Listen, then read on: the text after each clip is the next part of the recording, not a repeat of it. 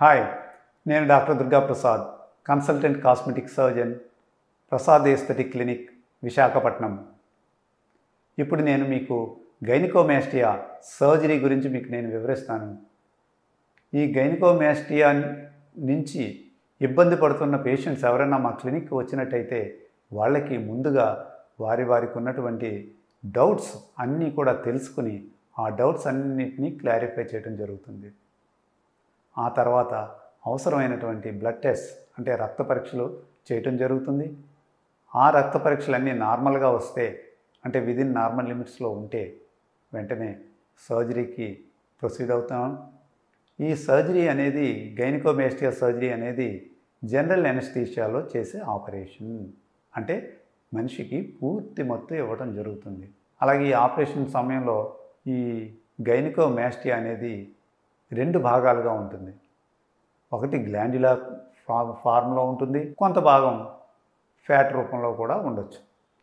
ఎక్కువ మందిలో 2 కలిపే ఉంటాయి. గ్లాండ్ రూపంలోనూ ఫ్యాట్ రూపంలో కూడా కలిపే ఉంటాయి. అందుకని ఏం చేస్తూ ఉంటానంటే ఈ ఫ్యాట్ తీయడానికి, ఫ్యాట్ తొలగించడానికి అవసరమైనటువంటి ప్రత్యేకమైన ఇన్స్ట్రుమెంట్స్తో ఫ్యాట్ తొలగించడం జరుగుతుంది.